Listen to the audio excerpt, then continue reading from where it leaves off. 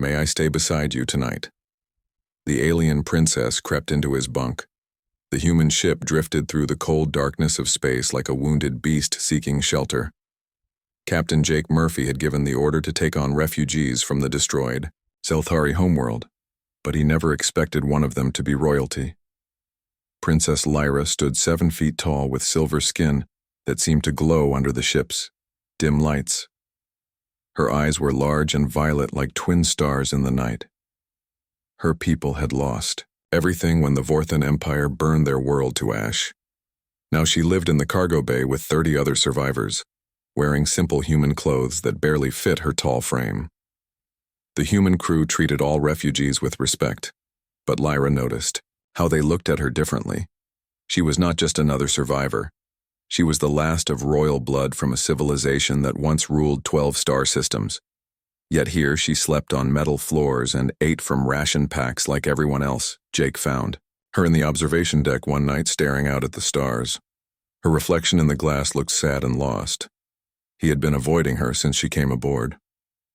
Something about her presence made his heart race in ways he could not understand. "Do you miss your home?" he asked quietly. Stepping beside her, "Home does not exist anymore," she replied without turning. Her voice carried the weight of grief, but also something else. "Hope, perhaps. The humans fascinate my people." She continued, "We thought you were just another young species, but you proved us wrong. When the Vorthan attacked our world, only Earthships came to help. Only humans risked their lives for strangers." Jake felt proud, but also humble. The rescue mission had cost them 3 ships and many good people, but they could not stand by and watch genocide happen. "Your people are warriors, but also protectors," Lyra said, turning to face him. "That combination is rare in the galaxy. Most species choose one or the other over the following weeks." Lyra spent more time with the human crew. She learned to play poker with the engineers and helped in the medical bay. Her healing abilities amazed Dr. Susan Blake, who had never seen anything like Zelthari medicine. The princess adapted quickly to human customs, but she also taught the crew about her own culture. She showed them how to read stellar patterns the way her people did, and shared stories of the great Zelthari explorers who had mapped distant galaxies. Jake found himself drawn to these evening sessions in the common area. Lyra had a way of speaking that made even simple stories sound like epic adventures. Her laugh was like music, and her smile could light up the darkest corners of the ship. But danger followed them through. Space Vorthan scout ships had been spotted in nearby systems. The enemy was hunting survivors, and they would not give up easily. One night alarms blared through the ship. Vorthan cruisers had found them and were closing fast. Jake ordered all refugees to emergency shelters while the crew prepared for battle.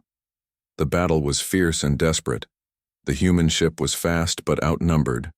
3 Vorthan cruisers surrounded them, firing plasma cannons that lit up space like deadly fireworks. Jake pushed, the engines beyond safe limits, trying to reach a nearby nebula where they might hide. During the fight, something went wrong with the ship's shields. The energy grid overloaded and power failed across multiple decks. Lyra appeared on the bridge without permission. "I can help," she said simply. Jake wanted to order her back to safety, but he saw determination in her violet eyes. She was not asking for permission. She was offering to save them all. Lyra placed her hands on the main console, and her silver skin began to glow. Bright energy flowed from her into the ship systems. The shields came back online, stronger than before. The weapons charged to full power. The human crew stared in amazement as their ship suddenly moved faster and hit harder than ever before. With Lyra's power boost, they destroyed 1 Vorthan cruiser and damaged the others badly enough to force a retreat. Afterward, Jake found Lyra collapsed in her quarters. She had used too much energy, and her silver skin looked pale and weak. He sat beside her bed, feeling worried and grateful at the same time. "You saved us all," he said softly. She opened her eyes and smiled weakly. "My people have a saying," she whispered. "When someone risks their life for you, they become part of your soul. Family humans risked everything to save us. Now I would do the same for you." Jake felt something change inside him. This was more than gratitude or friendship. This was something deeper and more powerful. The next few days passed quietly as they traveled. Toward a safe human colony, Lyra recovered slowly, but she seemed different now. More connected to the ship and crew, more at peace with her new life. On the last night before reaching their destination, she appeared at Jake's quarters. The corridor was empty and dark. She looked nervous, which was strange for someone who had faced down enemy cruisers without fear. "May I stay beside you tonight?" she asked quietly. "I do not want to be alone." Jake stepped aside to let her enter. His heart pounded as she sat on the edge of his bunk. She looked vulnerable in a way he had never seen before. "Tomorrow we reach the colony," she said, staring at her hands. "My people will be safe there. But I do not know what comes next for me." Jake sat beside her, feeling the warmth of her presence. "You could stay with us on the ship. We could use someone with your abilities." She looked up at him with those violet eyes that seemed to hold entire galaxies. "Would you want that? More than anything," he admitted. Lyra smiled and leaned against his shoulder. They sat together in comfortable silence, watching stars drift past the small porthole. Both knew their lives had changed forever. Both knew they had found something worth fighting for.